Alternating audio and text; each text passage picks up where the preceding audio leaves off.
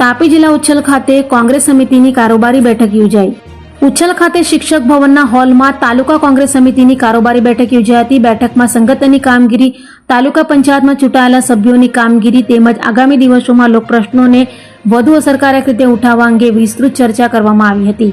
બેઠકમાં જિલ્લા કોંગ્રેસ સમિતિના પ્રમુખ વૈભવભાઈ ગામિત, તાલુકા કોંગ્રેસ સમિતિના પ્રમુખ જગદીશભાઈ ગામિત, એપીએમસી ચેરમેન સમીરભાઈ વસાવા, આગેવાન મહેશભાઈ વડવી અને સખારામભાઈ ગામિત, વિનોભાઈ ગામિત તેમજ તાપી જિલ્લા પંચાયતી રાજના પ્રમુખ રોકીનભાઈ વડવી સહિત તાલુકાના આગેવાનો અને મોટી સંખ્યામાં કોંગ્રેસના કાર્યકરો ઉપસ્થિત રહ્યા હતા. બેઠક દરમિયાન તાલુકા પંચાયતમાં ચૂંટાયેલા સભ્યોની કામગીરીની સમીક્ષા કરવામાં આવી હતી. દરેક સભ્ય દ્વારા કરવામાં આવેલી કામગીરી અને લોકસેવામાં તેમના પ્રદર્શન અંગે ચર્ચા કરવામાં આવી હતી. સાથે જ આગામી સમયમાં ગ્રામ્ય વિસ્તારના લોકોના પ્રશ્નો, વિકાસલક્ષી મુદ્દાઓ તથા જનહિતના પ્રશ્નોને વધુ મજબૂતાઈથી રજૂ કરવા અંગે આગેવાનો અને કાર્યકરો દ્વારા મંતવ્યો રજૂ કરવામાં આવ્યા હતા. આ ઉપરાંત આગામી કાર્યક્રમોનું આયોજન પક્ષના સંગઠનને વધુ મજબૂત બનાવવા તેમજ વધુમાં વધુ લોકોને સંગઠન સાથે જોડવા અંગે પણ વ્યૂહરચના ઘડવામાં આવી હતી.